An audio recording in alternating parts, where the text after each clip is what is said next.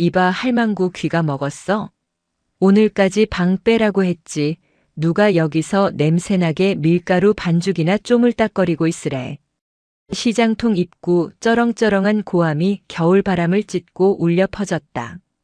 지나가던 행인들이 움찔하며 걸음을 멈췄지만 험악한 인상의 사내들을 보고는 이내 고개를 숙이고 종종걸음으로 도망쳤다. 서울 영등포 전통시장 3구역 재개발구역.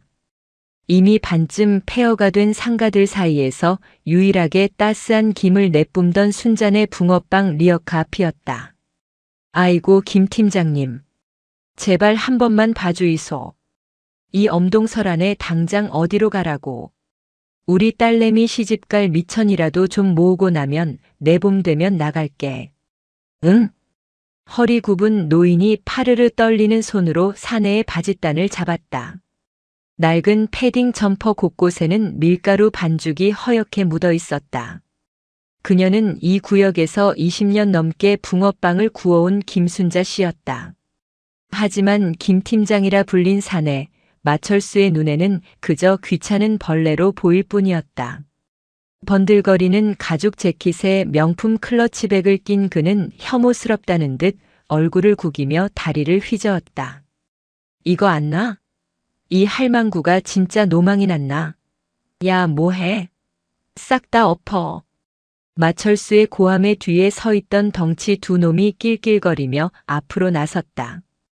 그들의 손에는 쇠파이프가 들려 있었다. 어머니, 말로 할 때 들으셨어야죠. 쾅!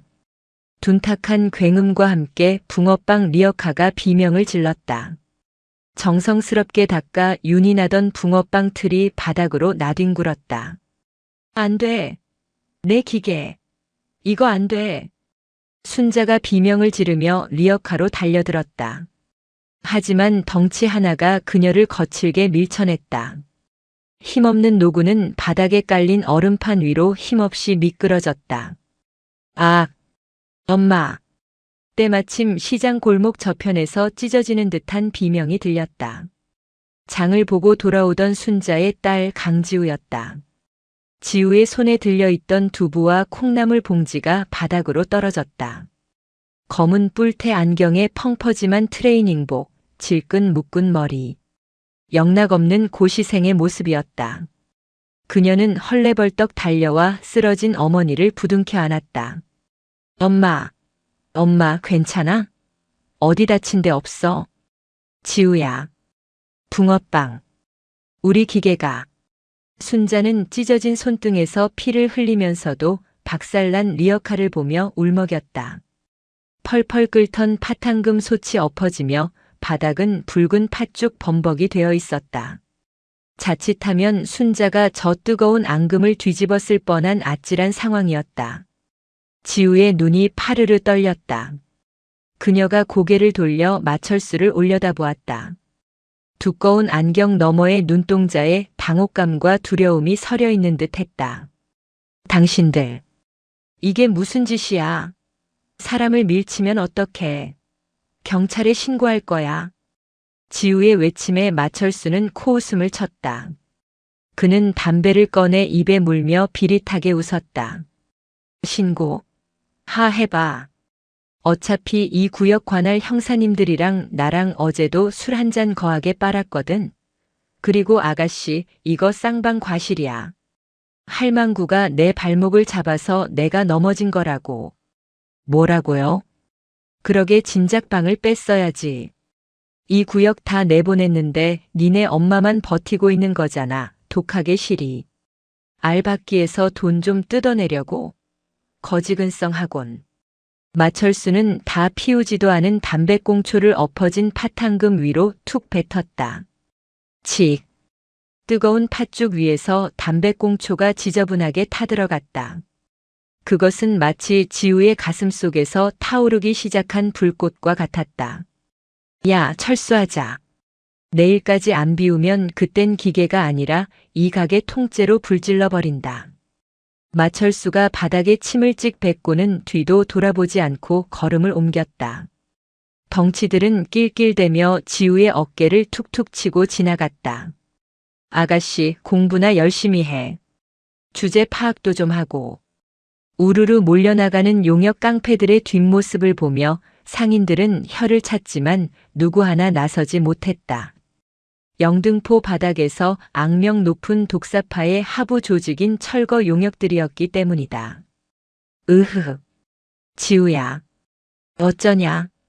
이제 장사도 못하고. 어머니의 통곡 소리가 지우의 귓가를 때렸다. 지우는 입술을 꽉 깨물었다. 피맛이 비릿하게 입안에 퍼졌다. 그녀는 떨리는 손으로 어머니의 피 묻은 손을 감싸쥐었다. 어머니의 손은 거칠고 차갑고 그리고 퉁퉁 부어 있었다. 평생 자신을 먹여 살리느라 붕어빵을 굽고 또 구워 화상 자국이 가득한 손이었다. 그때 멀리서 경찰차 사이렌 소리가 들려왔다. 지우가 떨리는 손으로 112를 눌렀던 것이다. 하지만 현장에 도착한 경찰들의 반응은 마철수의 예언대로였다. 아, 거 쌍방이라니까요. 아주머니도 아저씨 옷 잡고 늘어지셨다면서요? 이거 업무방해죄 되는 거 아시죠? 배가 불룩 나온 김 형사는 귀찮다는 듯 수첩을 탁탁 털었다. 박살난 리어카와 피 흘리는 노인은 안중에도 없었다. 형사님, 저 사람들이 솥을 엎어서 어머니가 화상을 입으셨다고요. 이건 특수폭행이에요. 지우가 항변했지만 김 형사는 인상을 찌푸리며 지우를 위아래로 훑어보았다. 아가씨, 법 공부 좀 더 하셔야겠네. 증거 있어? CCTV도 없는 시장 구석에서 목격자도 없는데 뭘 믿고 이래? 좋게 좋게 합의하고 끝내. 괜히 긁어부스럼 만들지 말고. 김 형사는 마철수가 흘리고 간 명함을 슬쩍 주머니에 찔러 넣으며 순찰차에 올라탔다. 철수해.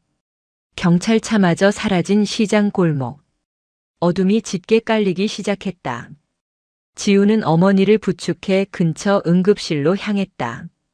다행히 뼈에는 이상이 없었지만 손등의 화상과 타박상은 전치 3주 진단이 나왔다. 진통제를 맞고 잠든 어머니의 얼굴은 10년은 더 늙어 보였다. 병실을 나온 지우는 병원 복도 벤치에 털썩 주저앉았다. 형광등 불빛이 창백하게 그녀의 얼굴을 비췄다. 후. 지우는 천천히, 아주 천천히 쓰고 있던 뿔테 안경을 벗었다. 순하고 어리숙해 보이던 눈매가 안경을 벗자마자 차갑게 가라앉았다. 눈동자 깊은 곳에서 서늘한 살기가 피어올랐다. 그녀는 주머니에서 스마트폰을 꺼냈다. 액정에는 깨진 붕어빵 리어카 사진이 배경 화면으로 떠 있었다. 그녀는 갤러리 깊숙한 곳, 잠겨있는 폴더를 열었다.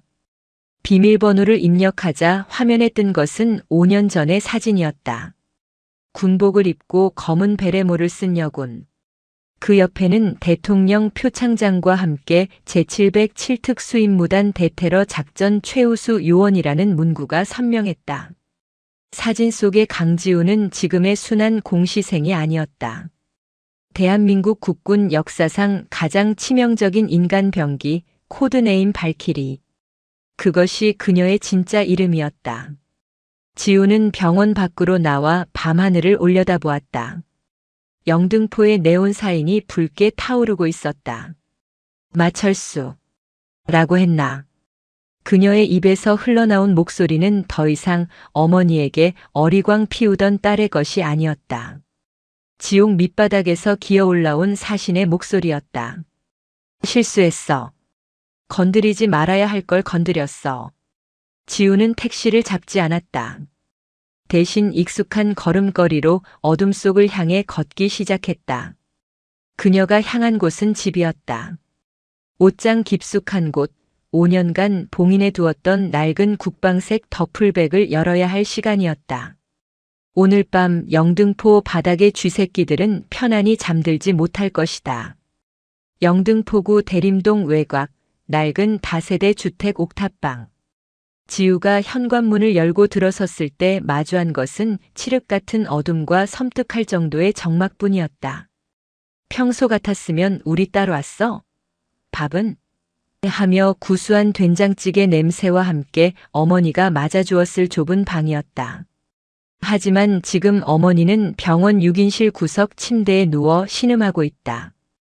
끓어넘친 파탕금처럼 붉게 부어오른 손을 붕대로 칭칭 감은 채 지우는 불도 켜지 않고 신발장에 기대어 섰다. 어둠 속에서 그녀의 숨소리가 거칠어졌다가 이내 차갑게 가라앉기를 반복했다. 쌍방 과실, 업무 방해. 김 형사의 비릿한 웃음소리가 이명처럼 귓가를 맴돌았다. 법은 멀고 주먹은 가깝다고 했던가. 아니, 대한민국에서 법은 주먹을 가진 놈들 편이었다. 힘없는 노인이 평생을 바쳐 지켜온 리어카가 박살이 났는데도 공권력은 가해자의 명함을 주머니에 챙겨 넣기 바빴다. 지우는 뚜벅뚜벅 걸어 들어가 작은 냉장고를 열었다. 생수 한 병을 꺼내 단숨에 들이켰다. 차가운 물이 식도를 타고 내려가며 뜨겁게 달아오른 내장을 식혔다. 그녀의 시선이 방 한 구석, 옷장 위로 향했다. 먼지가 뽀얗게 앉은 낡은 플라스틱 이삿짐 박스들이 쌓여 있었다. 지우는 의자를 밟고 올라가 가장 안쪽에 처박혀 있던 색이 바랜 국방색 더플백 하나를 꺼냈다. 쿵. 바닥에 내려놓은 가방에서 묵직한 소리가 났다. 쇳소리와 가죽 소리가 뒤섞인 묘하게 위압적인 소리였다. 후. 지우는 떨리는 손으로 가방의 지퍼를 열었다. 훅 하고 끼쳐오는 냄새. 그것은 오래된 가죽 냄새이자 쇠 냄새였고 동시에 피비린내 나는 전장의 냄새였다. 가장 먼저 손에 잡힌 것은 검은색 가죽 워커였다. 밑창이 닳고 닳았지만 여전히 날카로운 광택을 유지하고 있는 전수라. 707 특임대 시절 대테러 진압 작전을 수행하며 수많은 문을 박차고 수많은 테러범의 정강이를 걷어찼던 그 신발이었다. 지우는 신고 있던 낡은 운동화를 벗어 던졌다. 그리고 익숙한 솜씨로 워커 끈을 조여맸다. 발목을 단단하게 잡아주는 압박감. 그 감각이 발끝에서부터 척추를 타고 뇌리까지 전해졌다. 다음으로 꺼낸 것은 하드 너클 장갑이었다. 손등 부분에 단단한 강화 플라스틱 보호대가 덧대어진 특수 장갑. 맨주먹으로 콘크리트 벽을 쳐도 뼈가 상하지 않게 해주는 물건이자 타격 시 상대방의 뼈를 으스러뜨리는 흉기이기도 했다. 착! 벨크로를 조이는 소리가 좁은 자취방에 날카롭게 울렸다. 검은 장갑을 낀 손을 쥐었다 펴자 손가락 마디마디에서 우두둑 소리가 났다. 지우는 가방 안쪽 깊숙한 곳에서 작은 상자 하나를 더 꺼냈다. 손바닥만 한 크기의 검은색 쇠뭉치. 버튼을 누르자 착 하는 소리와 함께 3단으로 펼쳐지는 3단봉이었다. 강철보다 단단하다는 특수 합금 재질. 뼈는 물론이고 쇠파이프도 휘어버릴 수 있는 강도였다. 그녀는 거울 앞에 섰다. 거울 속에 비친 여자는 더 이상 순한 눈망울의 공시생 강지우가 아니었다. 눈빛은 형형하게 빛났고 인매는 매서웠다. 그때 주머니에 넣어둔 휴대폰이 진동했다. 병원에서 온 문자였다. 보호자님, 환자분 입원 수속 관련하여. 화면을 내려다보는 지우의 눈썹이 꿈틀했다. 그 밑에 떠있는 또 다른 메시지 알림 때문이었다. 아까 낮에 김 형사가 줬다며 뻔뻔하게 합의 볼 생각 있으면 연락하라고 했던 마철수의 번호였다. 지우는 잠시 고민하다가 통화 버튼을 눌렀다. 마지막 확인 사살이었다. 이 사회에 대한 그리고 법에 대한 마지막 미련을 끊어내기 위한 절차였다. 여보세요? 수화기 너머로 시끌벅적한 소음과 트로트 음악 소리가 들려왔다. 술판이 벌어진 모양이었다. 아, 낮에 그 붕어빵집 딸내미.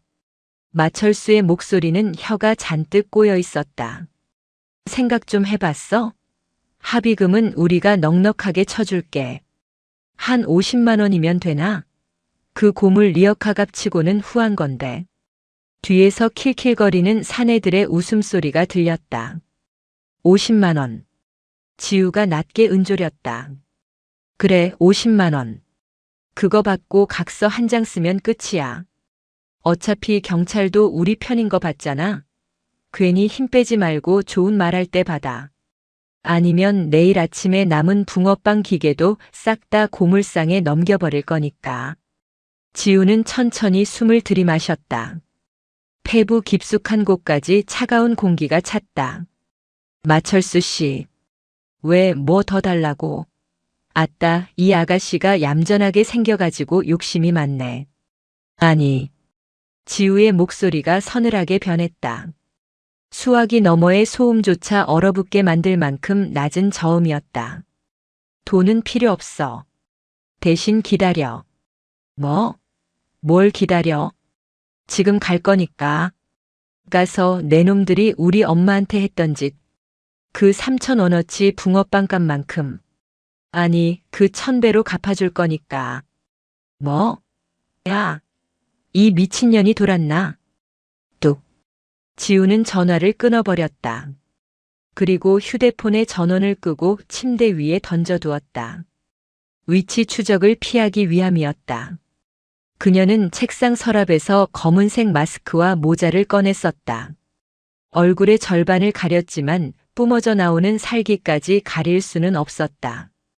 지우는 현관을 나서며 신발장을 툭 쳤다. 센서 등이 깜빡거리다가 꺼졌다. 어둠 속에 홀로 남겨진 그녀가 나지막이 중얼거렸다.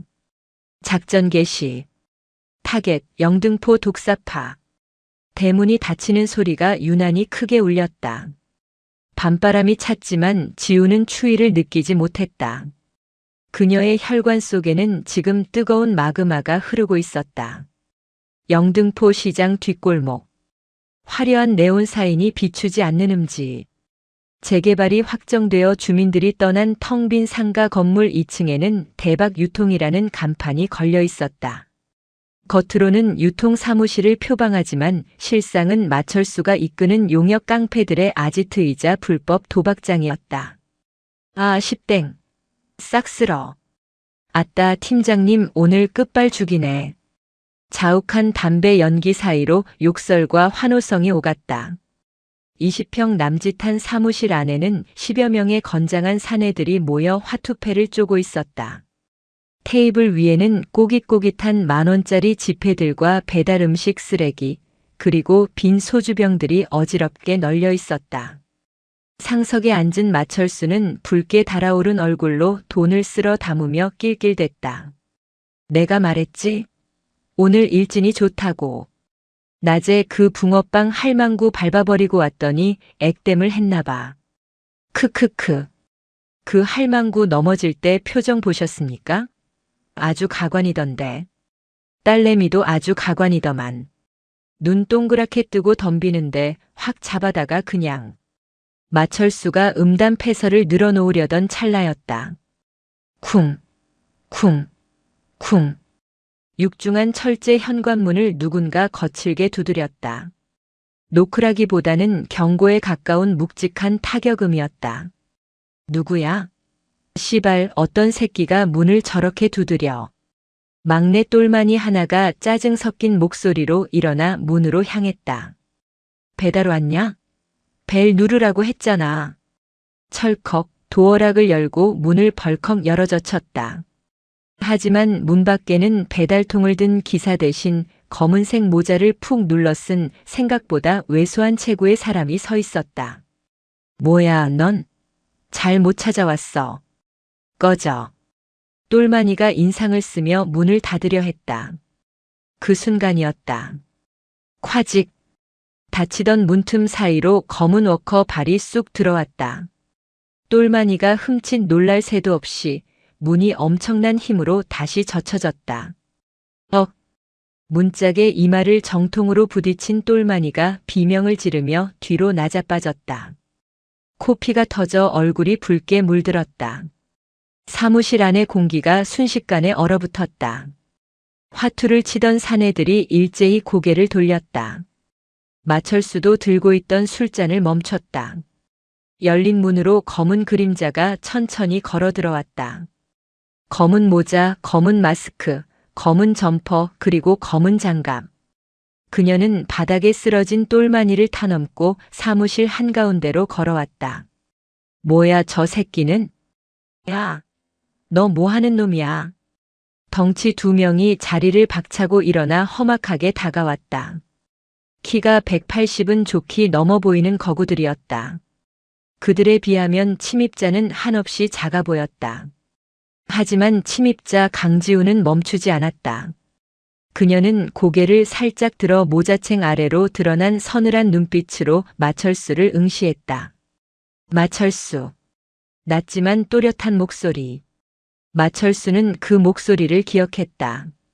조금 전 전화로 들었던, 그리고 낮에 시장 바닥에서 들었던 그 목소리였다. 뭐야? 너 낮에 그 붕어빵집 기집애냐? 마철수의 말에 좌중이 술렁거렸다. 뭐? 기집애? 여자가 여길 쳐들어왔다고. 미친년 아냐 이거? 겁대가리를 상실했네. 앞을 막아서던 덩치가 비웃으며 손을 뻗었다. 이쁘장하게 생긴 게 밤에 오빠들 심심한 줄 알고 찾아왔나 본데. 마스크 좀 벗어봐라. 덩치의 손이 지우의 마스크로 향하던 찰나. 퍽.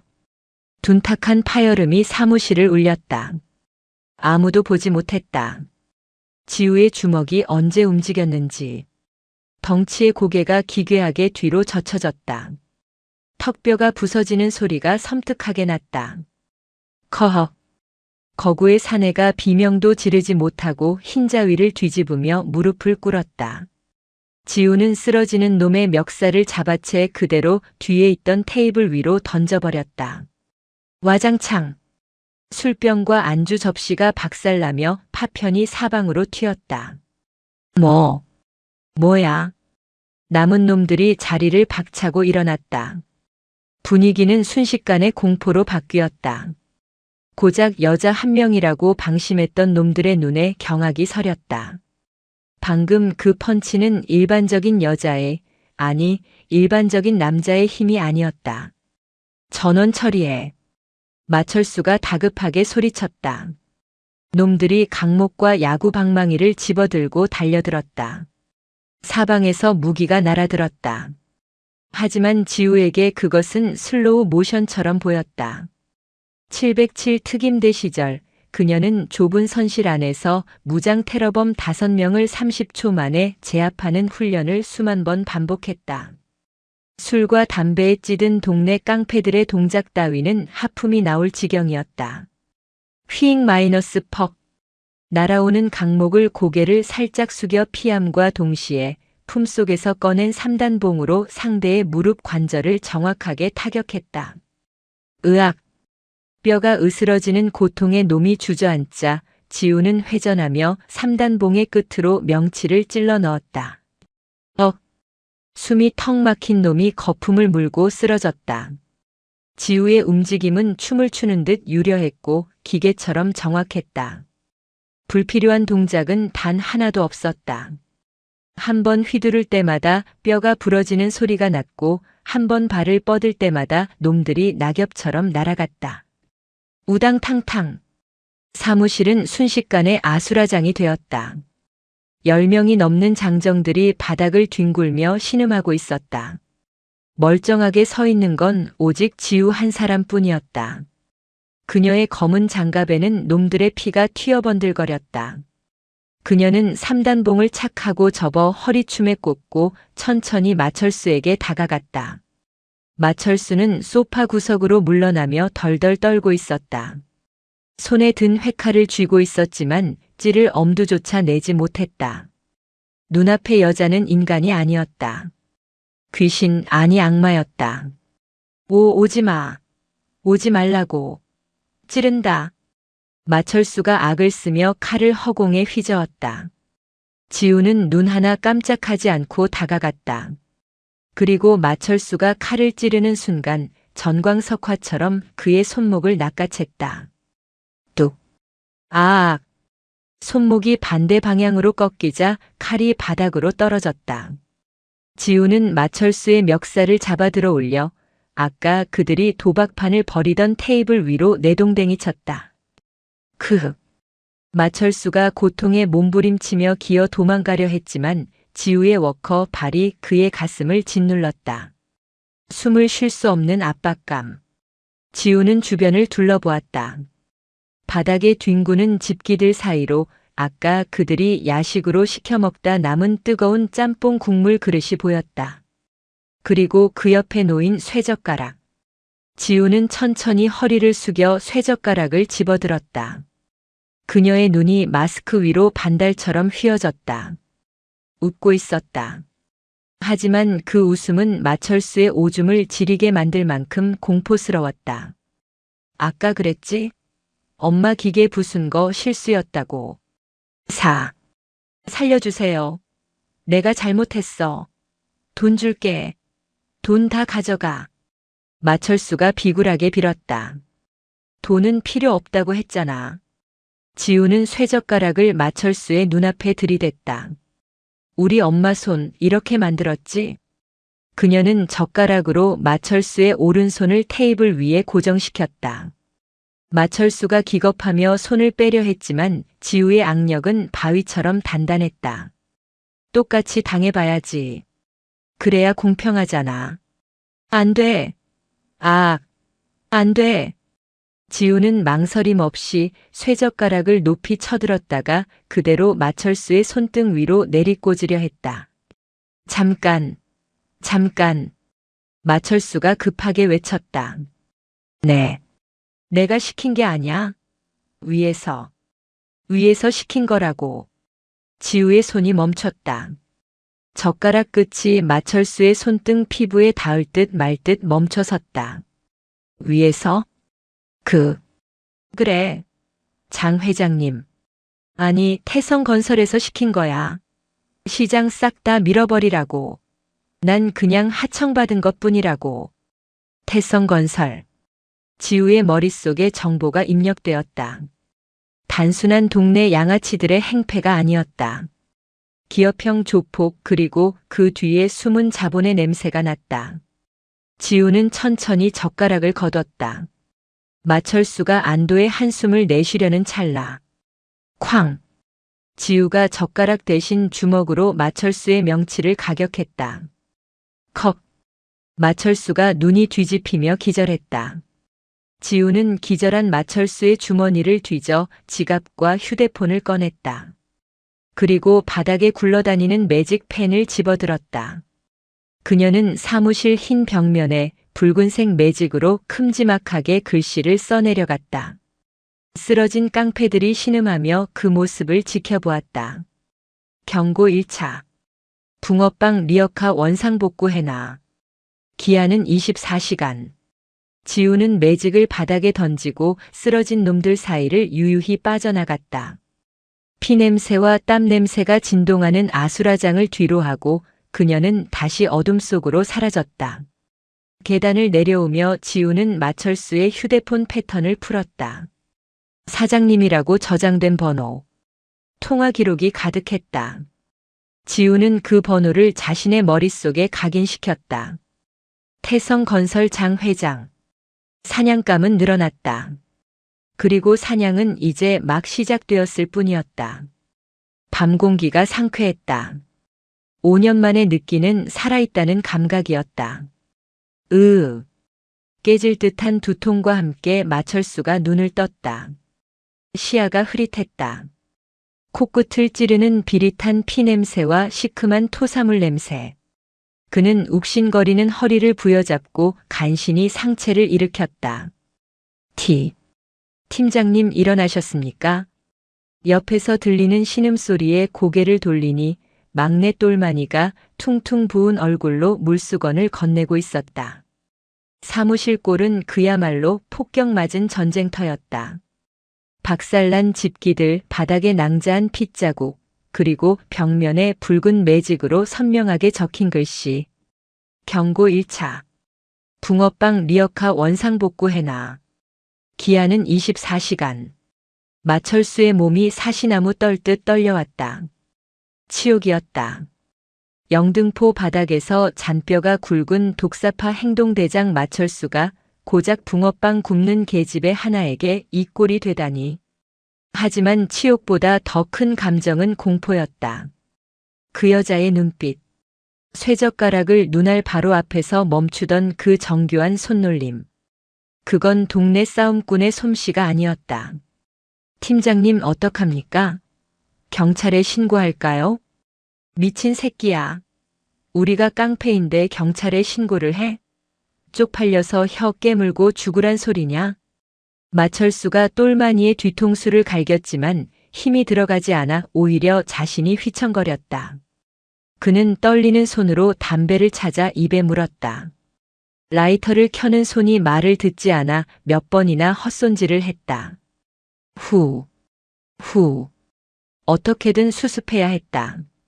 만약 이 사실이 본사에 알려지면 자신은 끝이다. 하지만 리어카를 원상복구 해놓는다. 자존심이 허락하지 않았다. 게다가 그 여자는 분명 태성건설을 언급했다. 자신이 처리하지 못하면 윗선까지 위험해질 수 있었다. 장 회장님.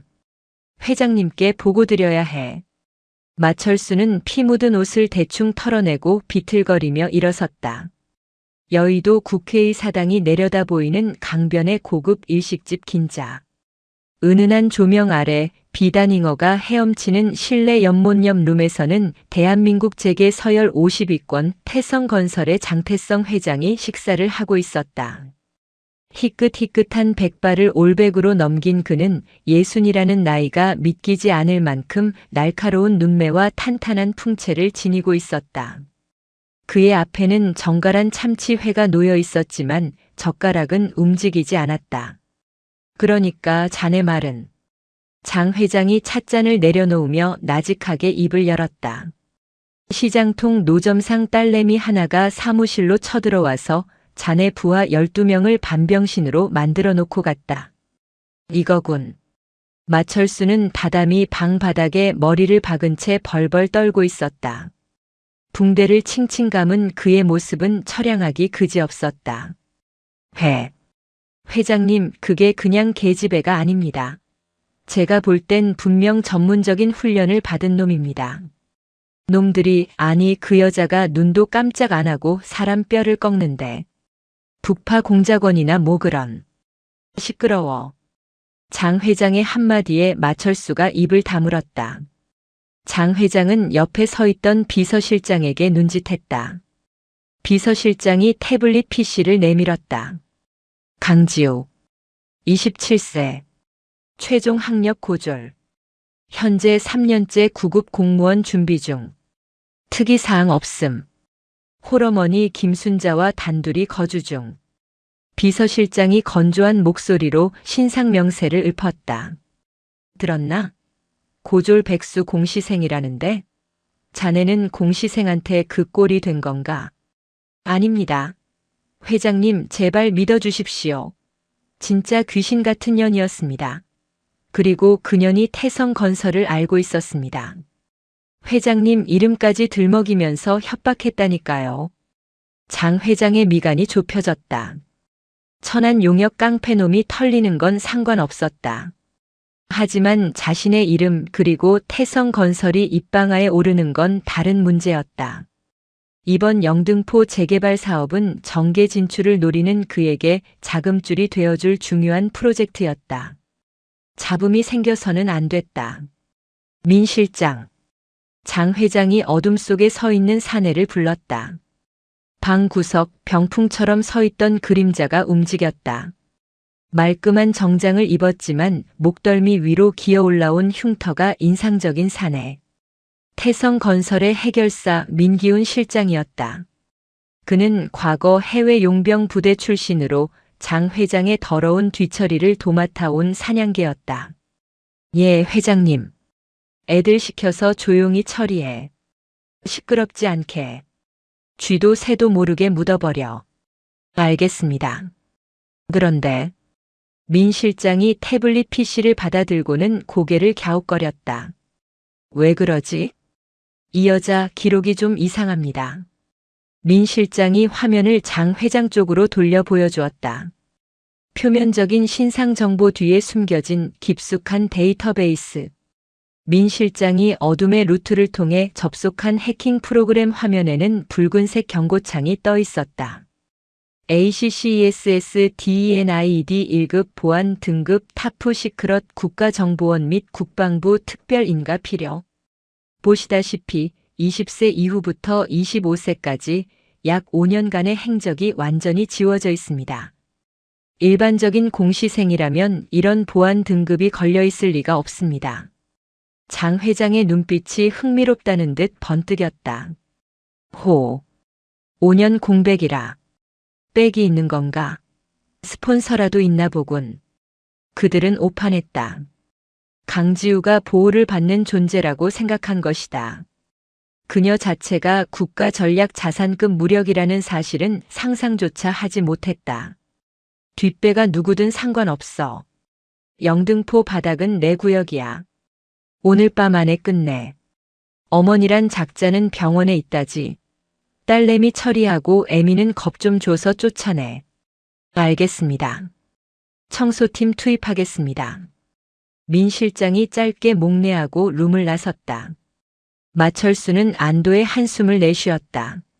민 실장의 청소팀. 그들은 쇠파이프나 휘두르는 자신의 부하들과는 차원이 다른 칼과 독을 쓰는 진짜 백정들이었다. 그년 이제 뒤졌다. 마철수는 욱신거리는 손목을 문지르며 비열하게 웃었다. 하지만 그들은 몰랐다. 자신들이 풀려하는 사냥개가 사실은 잠자는 호랑이의 코털을 건드리러 가는 치와와에 불과하다는 것을. 새벽 2시. 영등포 전통시장은 깊은 침묵에 잠겨 있었다. 낮 동안 치열했던 삶의 현장은 이제 을씨년스러운 정막만이 감돌았다. 천장에 매달린 만국기가 밤바람에 스산하게 펄럭이는 소리, 가끔 하수구에서 물 흐르는 소리만이 들려왔다. 타닥, 타닥. 가로등조차 드문 어두운 골목길. 검은 승합차 2대가 소리 없이 미끄러져 들어왔다. 전조등을 끈 채였다. 차 문이 열리고 검은색 전술 복장을 갖춘 사내 6명이 내렸다. 그들은 마철수의 패거리처럼 시끄럽지 않았다. 말 한마디 없이 수신호로 대화했다. 손에는 소음기가 장착된 권총과 날카로운 사시미칼, 그리고 전기 충격기가 들려 있었다. 태성건설 민 실장이 자랑하는 청소팀이었다. 타겟 확인. 3구역 옥탑방. 팀장인 박칼이 인이어 무전기로 속삭였다. 진입한다. 저항시 발포 허가. 시체는 인천 앞바다. 그들은 그림자처럼 움직였다. 낡은 상가 건물 외벽을 타고 지우의 옥탑방으로 향하는 계단을 올랐다. 발소리 하나 나지 않는 숙련된 킬러들의 움직임이었다. 하지만 옥탑방 문 앞에 다다랐을 때 박칼은 기이한 위화감을 느꼈다. 현관문이 살짝 열려 있었다. 함정인가? 박칼이 눈짓하자 선두에 섰던 놈이 문을 벌컥 열고 섬광탄을 안으로 던져 넣었다. 퍽! 눈부신 섬광과 함께 놈들이 방 안으로 들이닥쳤다. 확보! 확보! 그러나 방 안은 텅 비어 있었다. 이불은 개어져 있지 않았고 옷장은 열려 있었다. 사람은커녕 인기척조차 없었다. 팀장님 없습니다. 도망친 것 같습니다. 그럴 리가. 정보에 따르면 귀가하는 걸 확인했는데. 그때였다. 박칼의 이니어에서 치지직거리는 잡음과 함께 찢어지는 비명이 들렸다. 아, 뭐야 이거. 어디야? 으악. 건물 아래 망을 보던 대원 숟가락의 비명이었다. 숟가락. 응답해. 무슨 일이야? 박칼이 다급하게 외쳤지만 무전기 너머로는 쿠당탕 하는 소음과 함께 무언가가 질질 끌려가는 소리만 들려오더니 이내 끊어졌다. 전원 위치 사수. 아래로 내려간다. 박칼과 대원들이 황급히 계단을 뛰어내려왔다. 골목길에는 아무도 없었다. 오직 숟가락이 들고 있던 무전기만이 바닥에 덩그러니 떨어져 있었다. 그리고 그 옆으로 핏방울이 시장 안쪽 깊숙한 미로 같은 골목으로 이어져 있었다. 인연이 감히 우릴 사냥해? 사냥꾼이 사냥감에게 역습을 당했다는 사실에 박칼의 자존심이 구겨졌다. 흩어져서 찾아. 놈은 아마추어다. 겁먹고 숨어서 기습한 거야. 보이면 바로 죽여. 청소팀 5명은 시장 골목 사이사이로 흩어졌다. 그것이 그들의 실수였다. 이곳은 영등포 시장. 강지우가 코올리게 시절부터 뛰어놀던 눈 감고도 훤한 그녀의 앞마당이었다. 시장통 생선 가게 골목. 비닐 천막이 겹겹이 쳐져 있어 시야가 확보되지 않는 곳이었다. 청소팀원 도끼는 긴 사시미 칼을 역수로 쥐고 천막을 들추며 전진했다. 나와라 쥐새끼야. 숨바꼭질은 끝났다. 그가 생선 진열대 아래를 살피려고 허리를 숙이는 순간이었다. 휘잉 마이너스. 천장 위 철제 구조물 위에 매달려 있던 검은 그림자가 박쥐처럼 소리 없이 낙하했다. 강지우였다. 그녀의 다리가 도끼의 목을 휘감았다. 트라이앵글 초크의 변형 기술. 지우는 자신의 체중을 실어 도끼의 목을 조르며 그대로 뒤로 넘겨버렸다. 쿵. 도끼가 바닥에 떨어지기도 전에 지우의 손에 들린 3단봉이 놈의 관자놀이를 정확하게 가격했다. 퍽. 비명조차 지르지 못했다. 도끼는 눈을 뜬 채 기절했다. 지우는 쓰러진 놈을 생선 상자 뒤로 끌어다 놓고 놈의 허리춤에서 무전기를 꺼냈다. 칙. 도끼 이상무. 이 구역 수색 중. 지우는 변조된 목소리, 아니 놈의 목소리를 흉내내어 무전을 보냈다. 707 시절 익힌 성대모사 기술이었다. 완벽하진 않았지만 무전기 노이즈에 섞이면 구분하기 힘들었다. 지우는 다시 어둠 속으로 사라졌다. 그녀의 눈은 야간 투시경을 쓴 것처럼 빛나고 있었다. 오히려 마음이 차분해졌다. 심장 박동은 느리고 강하게 뛰었다. 다음. 건어물 가게 앞. 또 다른 대원 송곳이 주위를 두리번거리고 있었다. 그때 저만치 어둠 속에서 누군가 슥 지나가는 것이 보였다. 찾았다. 송곳이 소음총을 겨누며 달려갔다. 놈이 골목 모퉁이를 도는 순간 송곳도 따라 돌았다. 하지만 그곳은 막다른 길이었다. 벽에는 낡은 선풍기들만 쌓여 있었다. 당황한 송곳의 등 뒤에서 서늘한 바람이 불었다. 누굴 찾아? 송곳이 기겁하며 뒤를 돌았다. 바로 코앞에 마스크를 쓴 여자가 서 있었다. 총을 쏠 틈도 없었다. 지우가 송곳의 손목을 잡아 비틀며 반대 손바닥으로 놈의 턱을 올려쳤다. 콰직! 턱뼈가 울리는 소리와 함께 송곳의 고개가 뒤로 꺾였다. 지우는 비틀거리는 놈의 명치를 무릎으로 찍어 올렸다. 꺼흑. 송곳이 거품을 물고 쓰러졌다. 지우는 놈의 총을 낚아채 탄창을 분리하고 슬라이드를 당겨 약실에 있던 총알까지 빼버린 뒤 바닥에 던졌다. 총은 필요 없었다. 그녀에게는 자신의 몸이 가장 확실한 무기였다. 어느새 10분이 지났다. 시장 한복판에 남은 것은 팀장 박칼과 부팀장뿐이었다. 아무리 무전을 쳐도 대원들의 응답이 없었다. 정적. 소름 끼치는 정적만이 감돌았다. 팀장님, 이거 느낌이 안 좋습니다. 애들이 다 당한 것 같습니다. 부팀장의 목소리가 떨렸다. 그들은 수많은 살인을 저질러온 베테랑들이었지만 이런 공포는 처음이었다. 보이지 않는 유령과 싸우는 기분이었다. 당황하지 마. 뭉쳐.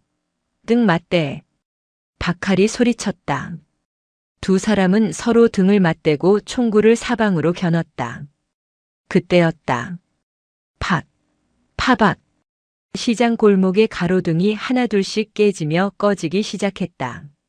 누군가 돌을 던져 전구를 깨트리고 있었다. 어둠이 그들을 향해 조여오고 있었다.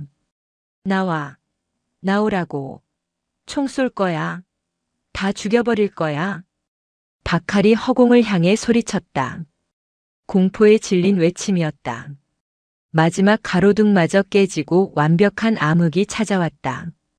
박칼은 숨조차 쉴 수 없었다. 어디서 튀어나올지 모른다는 공포감이 극에 달했다. 그때 바로 머리 위에서 나직한 목소리가 들렸다. 여겠다. 박칼이 고개를 쳐드는 순간 위에서 떨어진 지우가 두 사람의 어깨를 밟고 착지하며 동시에 두 사람의 머리를 서로 부딪히게 만들었다. 쾅! 돌끼리 부딪히는 듯한 둔탁한 소리. 부팀장은 그 자리에서 기절해 널브러졌다. 박칼은 비틀거리며 뒷걸음질 쳤다. 강한 충격에 뇌가 흔들렸다. 너 뭐야? 정체가 뭐야? 박칼이 흐릿한 시야로 지우를 보며 중얼거렸다. 지우는 천천히 마스크를 내렸다. 달빛이 그녀의 무표정한 얼굴을 비췄다. 땀 한 방울 흘리지 않은 깨끗한 얼굴이었다. 나? 붕어빵집 딸. 지우가 피식 웃으며 박칼의 멱살을 잡았다. 전에 너네 주인한테 주인? 오늘 밤은 이걸로 끝내주지만 한 번만 더 내 주변을 얼씬거리면. 지우의 눈빛이 흉흉하게 빛났다. 그땐 너희 회장놈 침실머리맡에 서 있을 거라고. 지우는 박칼의 복부에 마지막 일격을 날렸다. 퍽. 박칼은 고통 속에 의식을 잃어갔다. 희미해지는 의식 속에서 그는 생각했다. 이건 의뢰가 아니었다. 재앙이었다. 우리는 건드려선 안 될 재앙을 깨웠다. 모든 상황이 종료된 후 지우는 쓰러진 킬러들을 한 곳에 모아두고 그들의 휴대폰을 모두 수거했다. 그리고 112에 문자를 보냈다. 영등포 시장 3구역. 흉기 소지한 집단 패싸움 발생. 부상자 다수. 경찰차 사이렌 소리가 멀리서 들려오기 시작했다. 지우는 그림자처럼 시장을 빠져나갔다. 집으로 돌아온 지우는 옷을 갈아입고 다시 얌전한 안경을 썼다. 하지만 거울 속의 그녀는 알고 있었다. 이제 돌이킬 수 없는 강을 건넜다는 것을. 그리고 그녀의 손에는 박칼의 휴대폰에서 빼낸 메모리 칩이 들려 있었다. 그 안에는 태성건설 장태성 회장의 비리 장부와 연결된 녹음 파일들이 들어있을 터였다. 반격의 서막은 올랐다. 이제 붕어빵 굽는 효녀는 없다. 복수의 화신 발키리의 진짜 전쟁이 시작될 차례였다. 서울 여의도 태성건설 본사 25층 회장실. 창밖으로는 화려한 서울의 야경이 펼쳐져 있었지만 사무실 안의 공기는 무덤처럼 차갑고 무거웠다. 장태성 회장은 최고급 가죽 소파에 깊숙이 몸을 파묻은 채 시가 연기를 길게 내뿜었다. 그의 맞은편에는 해결사 민기훈 실장이 핏기가 싹 가신 얼굴로 서 있었다. 그들 사이의 테이블 위에는 참혹한 사진 몇 장이 흩어져 있었다. 어젯밤 영등포 시장으로 투입되었던 청소팀 6명의 현재 모습이었다. 모두 팔다리가 기이한 각도로 꺾여 있거나 턱이 부서져 중환자실에 누워있는 사진들. 그나마 팀장인 박칼만이 의식이 있었지만 그는 공포에 질려 그림자가 우릴 덮쳤어라는 헛소리만 반복하고 있다고 했다. 민 실장.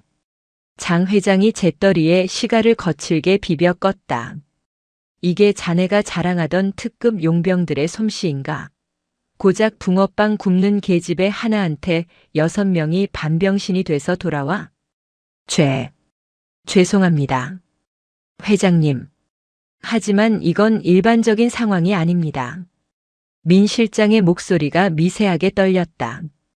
그는 과거 프랑스 웨인 부대에서 복무했던 베테랑이었다. 사람 죽이는 기술로는 누구에게도 뒤지지 않는다고 자부해왔다. 하지만 박칼의 몸에 남겨진 타격 흔적을 본 순간 그는 본능적인 오한을 느꼈다. 박칼의 엑스레이 사진을 보십시오. 경추 3번과 4번 사이를 정확하게 가격당했습니다.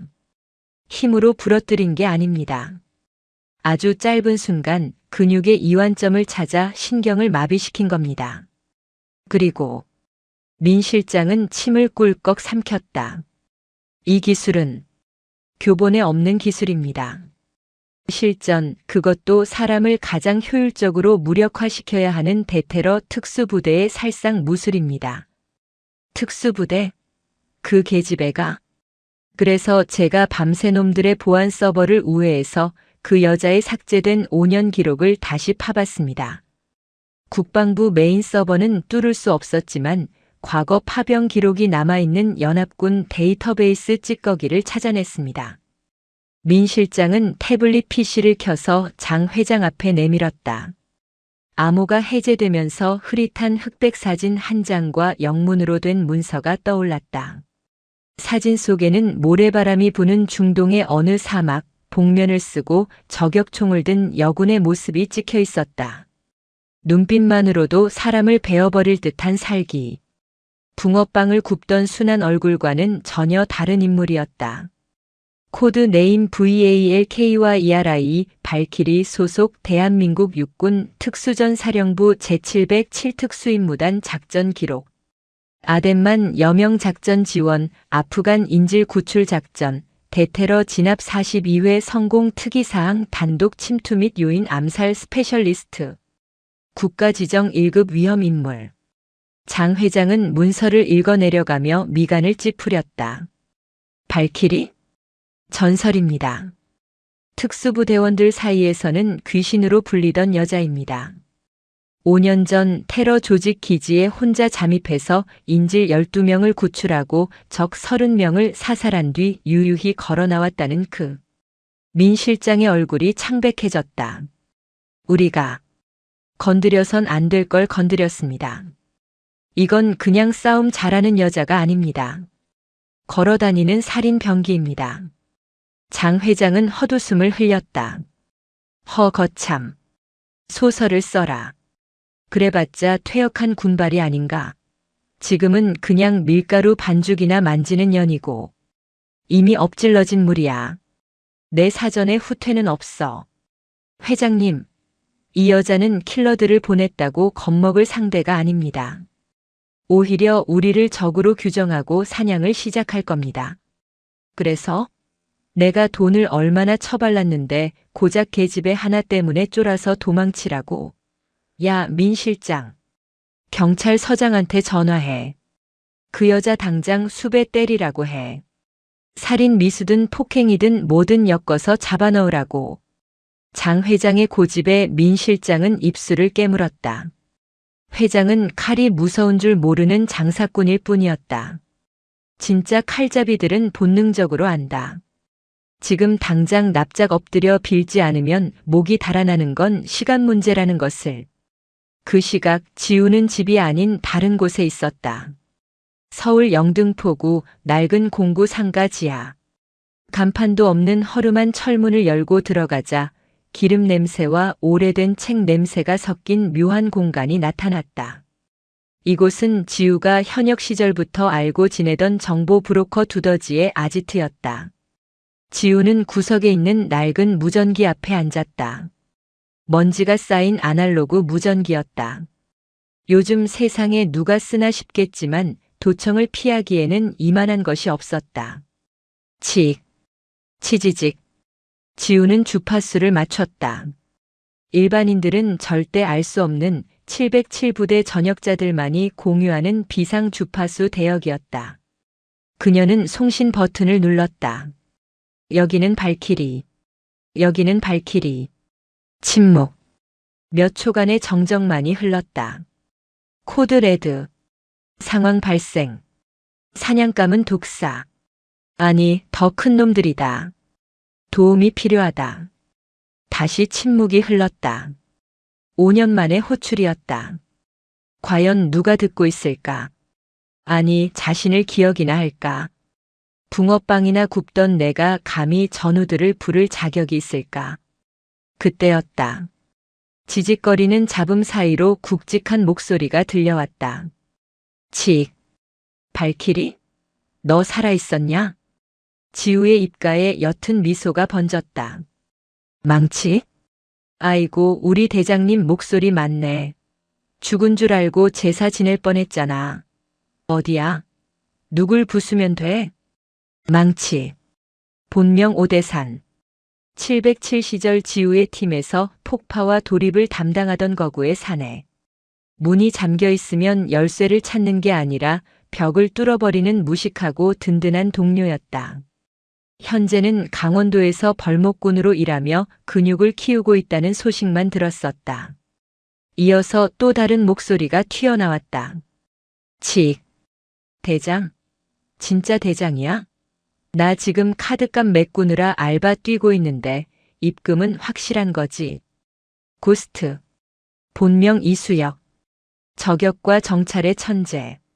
EKM 밖에서도 동전의 앞뒷면을 맞힌다는 전설의 스나이퍼. 저녁 후에는 흥신소를 하며 근근히 살아가고 있는 모양이었다.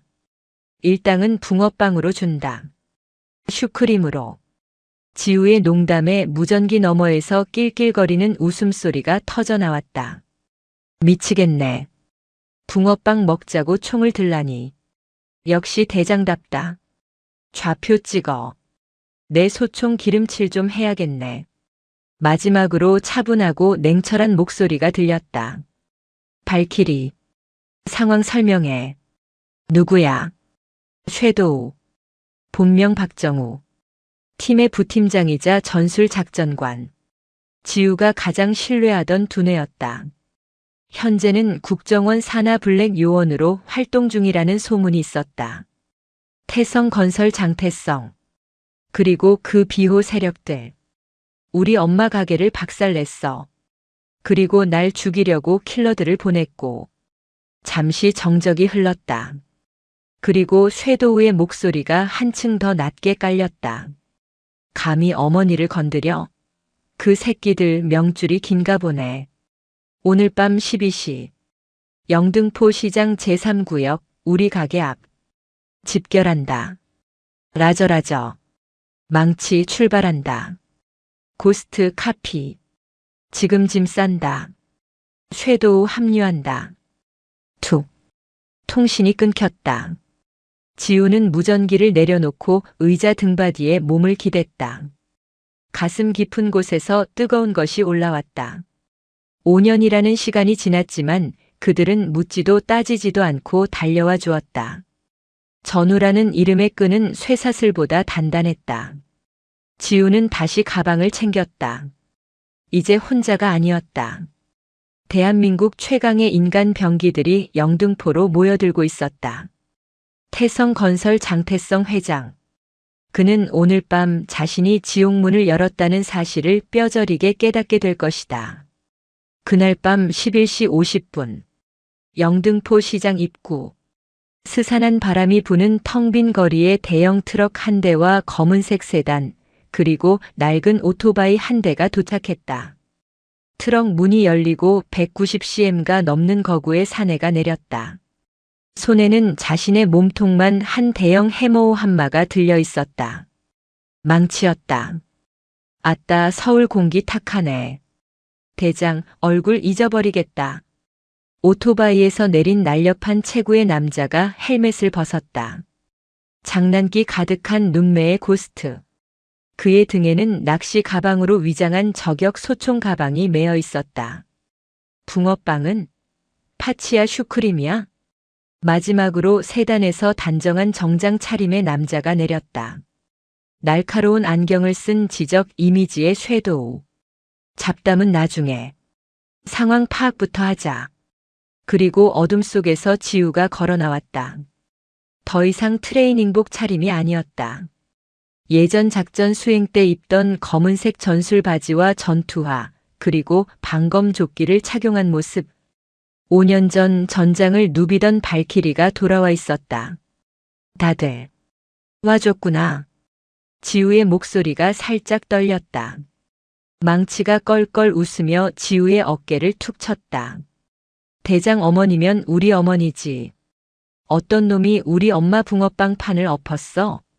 오늘 그놈들 뼈다귀로 사골 국물을 우려줄 테니까. 지우는 고개를 끄덕이며 눈앞에 모인 든든한 아군들을 바라보았다.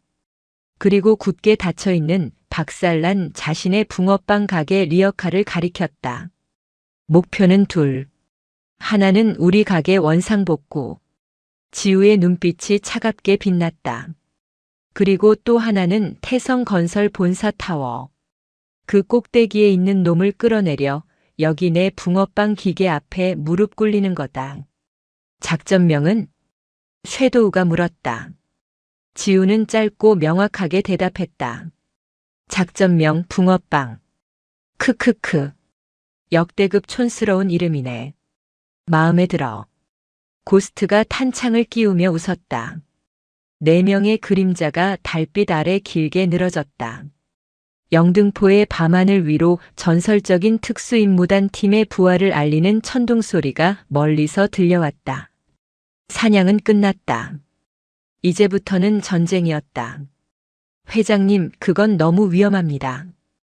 타겟은 지금 특수부대 팀을 소집했습니다. 병원을 건드렸다가는 놈들을 막을 명분조차 사라집니다. 태성건설 회장실. 민기훈 실장이 다급하게 장태성을 말리고 있었다. 하지만 장태성의 눈은 이미 이성과 도끼로 뒤집혀 있었다. 그는 테이블 위에 놓인 양주병을 집어 던졌다. 와장창. 닥쳐. 명분? 야, 민기훈. 내가 지금 명분 따지게 생겼어? 내일 아침이면 국토부 장관이랑 조찬 회동이야. 그 전에 이 쥐새끼들을 처리 못하면 내 정치 인생도 끝이라고. 장태성은 넥타이를 거칠게 풀어헤치며 고함을 질렀다. 그 계집애가 쎄? 그래봤자지. 약점 없는 사람이 어디 있어? 그 늙은 어미. 그 할망구를 잡아와. 인질로 잡고 있으면 재년이 별 수 있겠어? 당장 무릎 꿇고 기겠지. 하지만 회장님.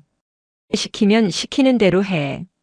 경호팀 용역 깡패 아니면 돈 주고 사람을 사서라도 병원 덮쳐서 끌고 오란 말이야. 민 실장은 입술을 깨물었다. 이것은 자충수였다. 호랑이의 새끼를 건드리는 짓이었다. 하지만 고용주의 명령을 거역할 수는 없었다. 그는 깊은 한숨을 내쉬며 무전기를 들었다. 전 병력 영등포 성심병원으로 이동한다. 목표는 601호 환자 김순자. 생포에서 본사 지하로 압송한다. 영등포 성심병원 601호 앞. 새벽 3시에 병원은 고요했다.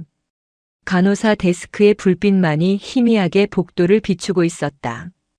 그 정적을 깨고 엘리베이터 3대가 동시에 열렸다. 검은 양복을 입은 사내 30여 명이 우르르 쏟아져 나왔다. 그들은 손에 야구 방망이와 쇠파이프를 들고 있었다. 환자나 의료진의 시선 따위는 신경 쓰지 않는 무식한 진입이었다. 601호다. 늙은이 하나만 챙겨서 나온다. 막는 놈은 다 족쳐. 선두에 선 행동대장이 껌을 씹으며 지시했다. 그들은 군화 발자국 소리를 요란하게 내며 병실로 향했다. 드르륵. 601호 문이 열렸다. 침대 위에는 김순자가 링거를 꽂은 채 잠들어 있었다.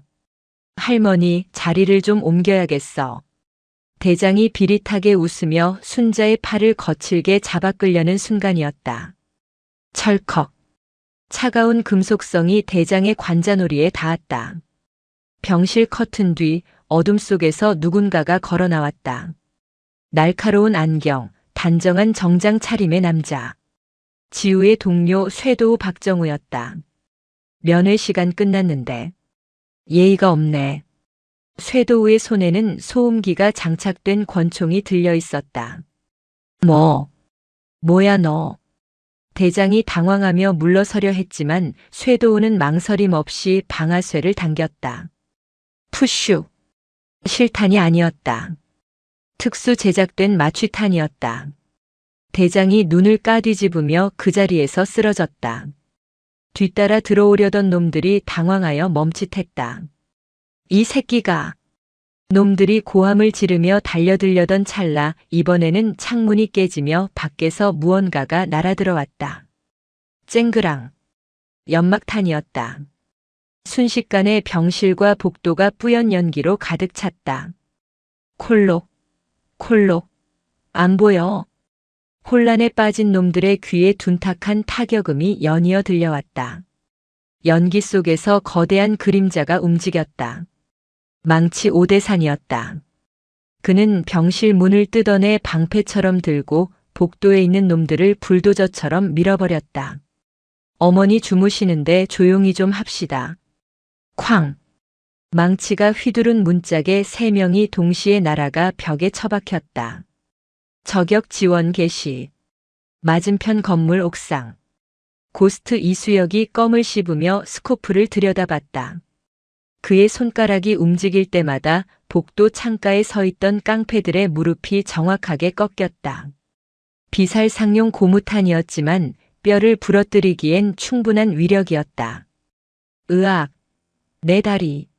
순식간에 30명의 깡패가 복도에 질비하게 널브러졌다. 그들은 신음조차 제대로 내지 못하고 기어다니고 있었다. 그때 엘리베이터가 다시 열리고 강지우가 걸어 나왔다. 그녀는 무표정한 얼굴로 피투성이가 된 놈들 사이를 걸어 601호로 들어갔다. 어머니는 다행히 쇄도우가 미리 씌워둔 헤드폰 덕분에 세상 모르고 자고 있었다. 하지만 지우의 눈은 어머니의 침대맡에 떨어진 깡패놈의 쇠파이프를 보고 흔들렸다. 만약 우리가 늦었다면, 만약 내가 조금이라도 방심했다면, 저 쇠파이프가 어머니를 향했을 것이다. 지우의 몸에서 걷잡을 수 없는 살기가 뿜어져 나왔다. 옆에 서 있던 쇄도우조차 흠칫할 정도였다. 지우는 쓰러져 있는 행동대장의 머리채를 잡아 일으켰다. 그리고 놈의 휴대폰을 꺼내 영상통화를 걸었다. 수신이는 민기훈 실장. 화면이 켜지고 당황한 민 실장과 뒤에 서 있는 장태성 회장의 얼굴이 보였다. 에이, 이게 무슨... 지우는 말없이 카메라를 돌려 복도에 시체처럼 쌓여있는 30명의 부하를 비췄다. 그리고 다시 카메라를 자신의 얼굴로 돌렸다. 그녀의 눈은 더 이상 인간의 눈이 아니었다. 장태성. 지우가 나직하게 불렀다. 이 미친년이. 네가 감히 누굴 불러? 장태성이 화면 너머로 고래고래 소리를 질렀다. 방금 당신은 넘지 말아야 할 선을 넘었어. 지우는 놈들의 쇠파이프를 한 손으로 우지끈 구부러뜨렸다. 내 가족을 건드린 건 전쟁 선포로 알게. 전쟁? 웃기고 자빠졌네. 네가 뭘 할 수 있는데. 경찰에 신고라도 할 거냐? 아니. 지우가 차갑게 웃었다. 경찰은 필요 없어. 내가 직접 갈 거니까. 지금부터 당신이 있는 그 건물, 그 꼭대기 층까지 올라갈 거야. 막을 수 있으면 막아봐. 단 내 앞을 막는 놈들은 걸어서 집에 못 갈 줄 알아. 뚝. 전화가 끊겼다. 지우는 뒤를 돌아 팀원들을 바라보았다. 어머니는 안전한가? 국정원 안전가옥으로 모시기로 했어. 지금 요원들이 오고 있다. 쇄도우가 대답했다. 좋아. 그럼 이제 뒤돌아볼 필요 없겠네. 지우가 검은 장갑을 고쳐 꼈다.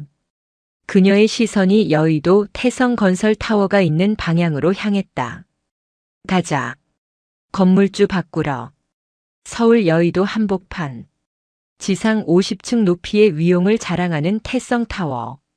대한민국 건설업계의 상징이자 장태성 회장의 왕국이었다. 지금 그 왕국의 입구에는 전운이 감돌고 있었다. 회장의 지시로 로비에는 사설 경호업체 직원 100명과 경찰 기동대까지 배치되어 철통 같은 보안을 유지하고 있었다. 정문 회전문은 폐쇄되었고 셔터가 내려가 있었다. 오전 4시. 동이 트기 전 가장 어두운 시간. 정막을 깨고 거대한 덤프트럭 한 대가 태성타워 정문을 향해 전속력으로 질주해 왔다. 뭐야? 멈춰. 멈추라고. 경비원들이 경광봉을 흔들었지만 트럭은 속도를 줄이지 않았다. 운전석에는 망치가 씩 웃으며 핸들을 잡고 있었다. 택배 왔습니다. 쾅! 덤프트럭이 1층 로비의 통유리와 셔터를 박살내며 건물 안으로 처박혔다. 유리 파편이 폭포수처럼 쏟아지고 로비는 순식간에 아수라장이 되었다. 콜록. 무슨 일이야? 먼지 구름 속에서 트럭 문이 열리고 망치가 거대한 오한마를 어깨에 맨 채 걸어 나왔다. 아이고, 브레이크가 고장났네. 미안합니다. 잡아. 저놈 잡아. 경호원들이 곤봉을 빼들고 벌떼처럼 달려들었다.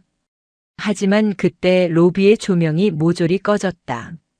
쇄도우가 건물의 메인 전력을 차단한 것이다. 뭐야? 비상전력. 비상전력 켜. 어둠 속에서 붉은색 비상등만이 돌아가며 사이렌이 울렸다. 그 붉은 조명 아래 2층 난간에서 두 개의 그림자가 로비 한가운데로 뛰어내렸다. 지우와 고스트였다. 시작해볼까? 지우의 양손에는 3단봉 2개가 들려 있었다. 이도류. 그녀의 전매 특허 기술이었다. 그녀는 달려드는 경호원들의 팔을 쳐내고 다리를 걸고 명치를 찔렀다. 춤을 추는 듯한 동작이었다. 그녀가 지나간 자리에는 비명과 함께 쓰러지는 사람들로 길이 만들어졌다. 고스트는 원거리 지원이 아닌 근접 사격 술식 QC를 선보였다.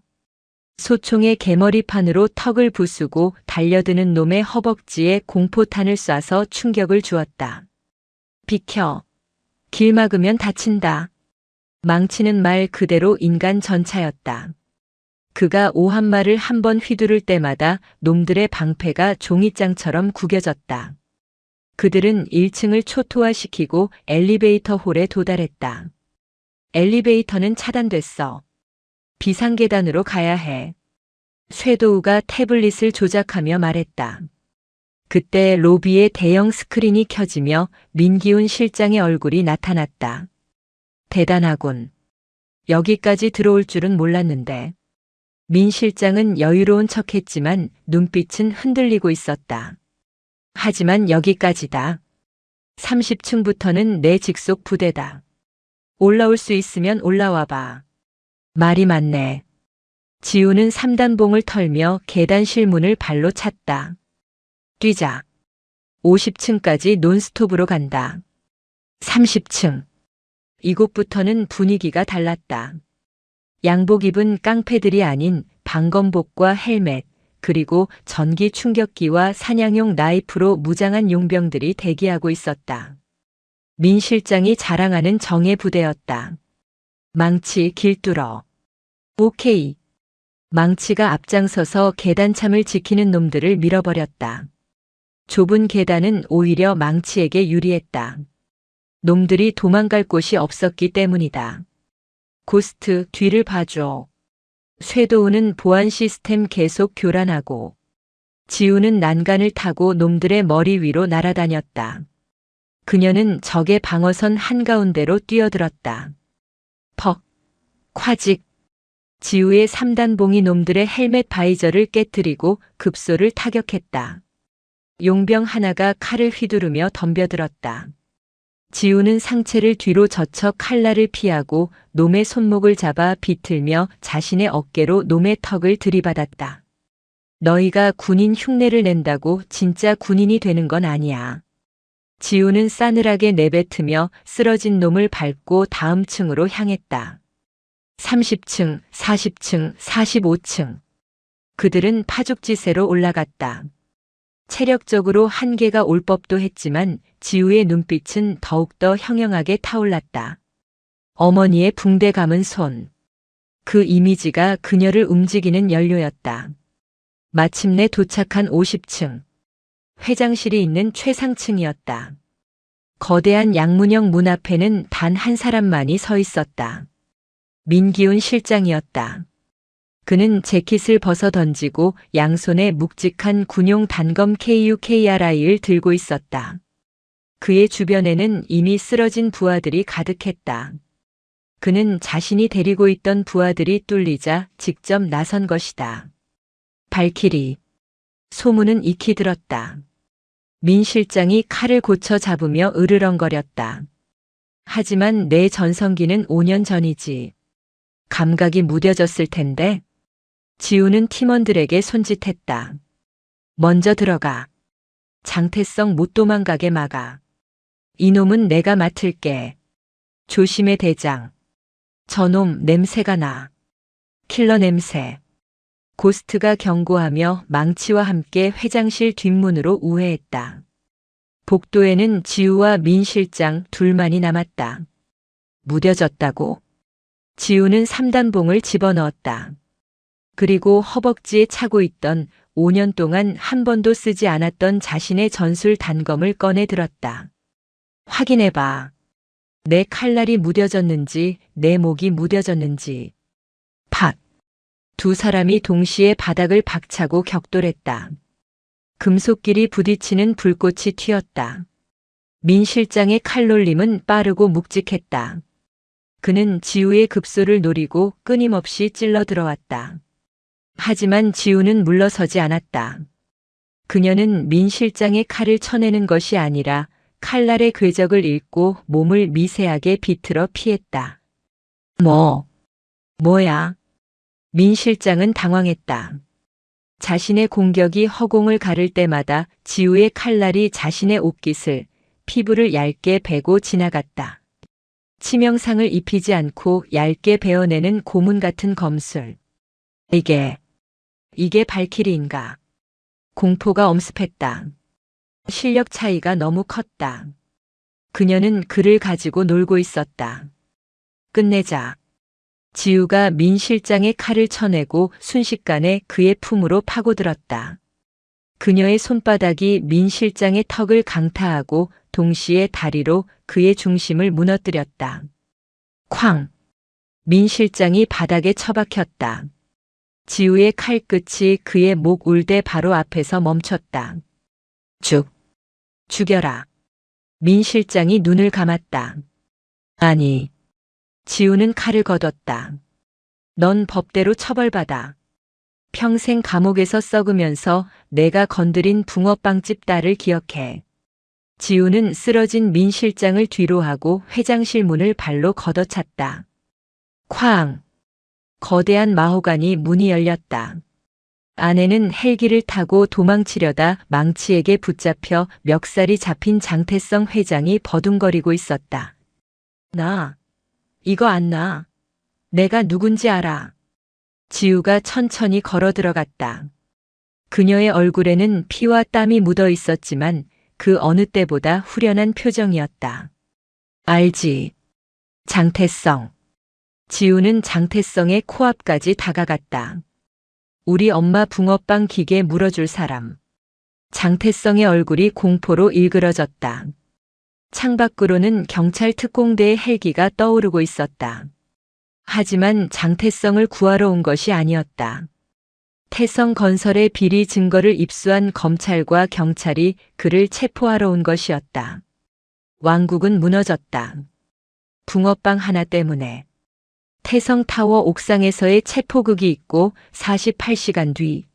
세상은 강지우의 예상대로, 아니 예상보다 더 더럽게 돌아가고 있었다. 서울중앙지방검찰청 조사실. 장태성 회장은 죄수복 대신 멀끔한 환자복을 입고 휠체어에 앉아 있었다.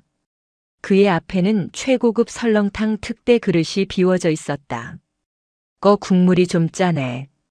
주방장 바뀌었나? 장태성이 이쑤시개로 이를 쑤시며 거만하게 말했다. 담당 검사는 이를 갈면서도 아무 말도 하지 못했다. 위에서 내려온 지시 때문이었다. 피의자 장태성 심각한 지병과 고령으로 인한 구속 집행정지 신청 허가. 대한민국 최고의 로펌 태산의 변호인단이 벌떼처럼 달려들어 만들어낸 결과였다. 폭행교사, 증거 불충분, 뇌물수수, 대가성 입증 불가, 납치 미수, 부하들의 과잉 충성으로 꼬리 자르기. 장태성은 유유히 검찰청 정문을 빠져나왔다. 수많은 기자가 플래시를 터뜨렸지만 그는 휠체어에 앉아 아픈 척 연기를 하며 미리 대기하고 있던 리무진에 올라탔다. 흐흐흐. 봤지? 대한민국은 돈이야. 돈이 곧 법이고 권력이라고. 차 안에서 장태성은 낄낄거리며 민기훈 실장근은 구속되었지만의 후임에게 전화를 걸었다. 오늘 저녁 연회 예정대로 진행해. 국토부 장관님이랑 경찰청장님 오시니까 최고급으로 준비하고. 이번 재개발 사업 도장만 찍으면 게임 끝이야. 그 붕어빵 계집애 흥신소 풀어서 쥐도 새도 모르게 처리하라고 해. 그는 몰랐다. 자신이 타고 있는 리무진의 운전석과 뒷좌석 사이 격벽 너머에 초소형 도청 장치가 붙어 있다는 것을. 같은 시각 서울 외곽의 안전 가옥. 지우와 팀원들은 모니터를 통해 장태성의 목소리를 듣고 있었다. 역시 그냥은 안 죽네. 망치가 주먹으로 책상을 내리쳤다. 저런 놈들을 세금으로 먹여 살렸다니 내군 생활이 아깝다. 고스트가 혀를 찼다. 하지만 지우의 표정은 차분했다. 오히려 예상했다는 듯 눈빛이 더욱 깊게 가라앉아 있었다. 법이 심판하지 못하면 우리가 심판한다. 지우가 일어섰다. 오늘 밤 7시 여의도 그랜드 호텔 볼룸. 영등포 뉴타운 비전 선포식. 거기가 놈의 무덤이 될 거야. 작전은? 쇄도우가 안경을 축혀 올리며 물었다. 단순해. 놈들이 가장 자랑스러워하는 순간을 가장 쪽팔린 순간으로 바꿔주는 것. 지우는 테이블 위에 놓인 USB를 집어들었다. 박할의 휴대폰에서 추출한 데이터 그리고 쇄도우가 태성건설 서버를 해킹해서 얻은 살생부와 비자금 장부가 모두 들어있는 그야말로 핵폭탄급 증거였다. 준비물은 챙겼어? 물론이지. 방송 장비 해킹 툴 그리고 특별한 선물 하나. 고스트가 윙크하며 커다란 가방을 두드렸다. 저녁 7시 여의도 그랜드 호텔. 대한민국의 네로라 하는 정재계 인사들이 모여들었다. 샹들리에가 화려하게 빛나고 클래식 음악이 흐르는 연회장은 성공을 자축하는 샴페인 잔 부딪히는 소리로 가득했다. 단상 위에는 장태성 회장이 휠체어에서 벌떡 일어나기 적처럼 마이크를 잡고 있었다. 존경하는 장관님 그리고 내외 귀빈 여러분. 우리 태성건설이 영등포의 낡은 슬럼가를 허물고 대한민국 최고의 랜드마크를 세우겠습니다. 박수갈채가 쏟아졌다. 맨 앞줄에는 국토부 장관과 경찰청장이 흐뭇한 미소로 박수를 치고 있었다. 자, 그럼 조감도를 보시겠습니다. 장태성의 신호와 함께 조명이 어두워지고 무대 뒤 대형 스크린이 켜졌다. 모두가 화려한 마천루의 이미지를 기대했다. 치지직 마이너스. 하지만 스크린에 뜬 것은 조감도가 아니었다. 거칠게 흔들리는 핸드폰 영상이었다. 야, 마철수. 그 할망구 다리 하나 부러뜨려서라도 내보내. 안 나가면 불질러버려. 장태성의 목소리였다. 장내에 찬물을 끼얹은 듯 정적이 흘렀다. 에이, 이게 뭐야?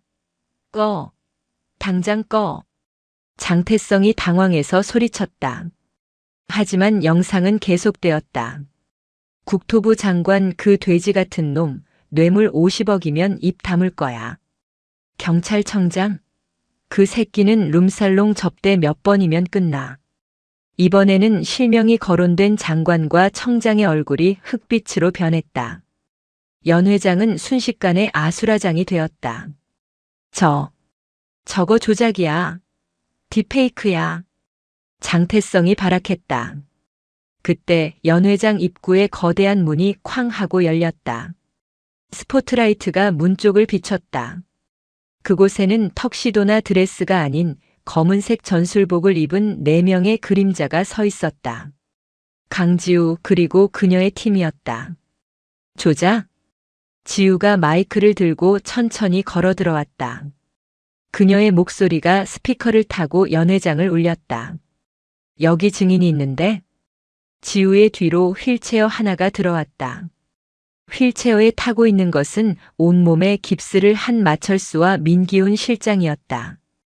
그들은 겁에 질린 표정으로 장태성을 가리켰다. 저 사람이 다 시켰습니다. 살인교사, 뇌물공여 전부 장 회장이 시킨 겁니다. 망치가 마철수의 휠체어를 밀어 단상 앞까지 가져다 놨다. 회장님 살려주세요.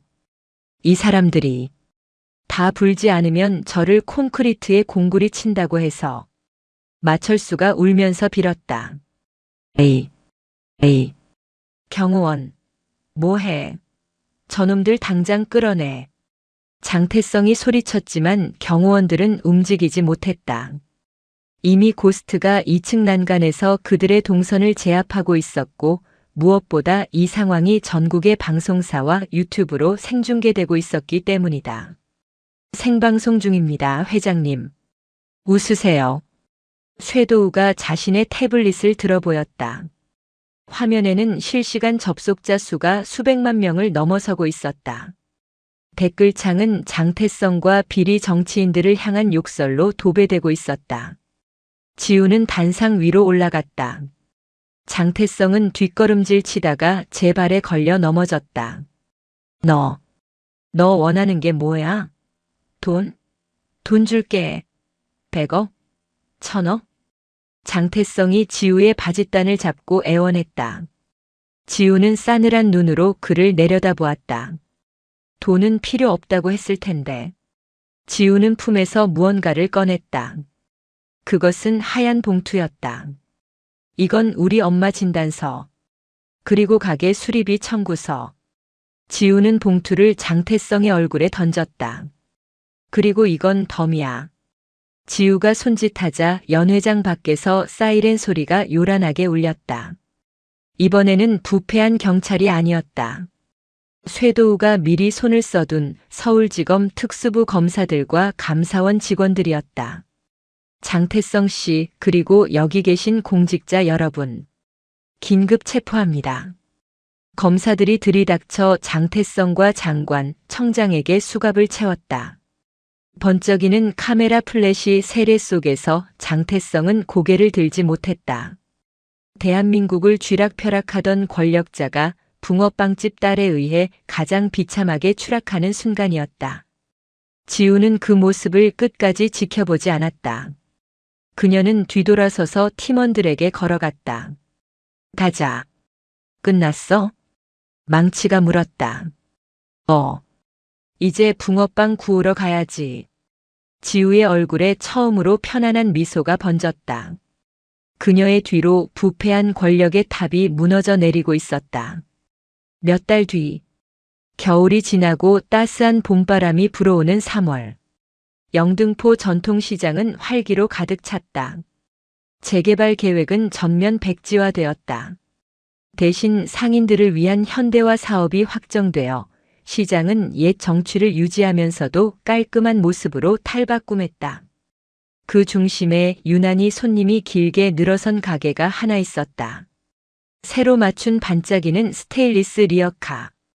그 위에는 국가대표 붕어빵이라는 귀여운 간판이 걸려 있었다. 자, 줄 서세요. 슈크림은 5분 기다리셔야 해요. 앞치마를 두른 강지우가 능숙한 손놀림으로 붕어빵을 뒤집었다. 안경을 쓴 그녀의 얼굴은 더 이상 살기 어린 발키리가 아닌 씩씩하고 밝은 사장님의 모습이었다. 지우야, 반죽 좀 더 다오. 옆에서 어머니 순자가 웃으며 말했다. 손에 붕대는 풀렀지만 아직 무리하면 안 되기에 계산만 돕고 있었다. 어머니의 얼굴에는 그 사건 이후 생긴 주름보다 딸과 함께하는 행복의 미소가 더 깊게 패어 있었다. 가게 한쪽에는 덩치 큰 남자 하나가 쭈그리고 앉아 붕어빵을 굽고 있었다. 망치였다. 아따, 이놈의 붕어는 왜 이렇게 작아? 내 손만 한 잉어빵을 만들어야지. 형이 만들면 반죽값이 더 나와. 그냥 설거지나 해. 뒤에서 박스를 나르던 고스트가 핀잔을 줬다. 그는 특유의 입담으로 지나가는 여고생 손님들에게 호객 행위를 하며 매상을 올리고 있었다. 가게 구석 간이 테이블에서는 쇄도우가 계산기를 두드리고 있었다. 이번 달 순수익 전월 대비 15% 상승. 재료비 절감 효과가 있군. 이대로면 내년엔 점포 확장이 가능해. 국정원 블랙 요원 출신이 붕어빵 원가 분석을 하고 있는 기묘한 풍경이었다.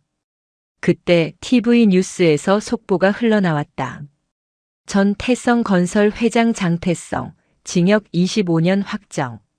뇌물수수 혐의 국토부 장관 징역 15년. 정경유착의 고리가 완전히 끊어졌다는 평가입니다. 화면 속에 죄수복을 입고 초라하게 고개를 숙인 장태성의 모습이 지나갔다.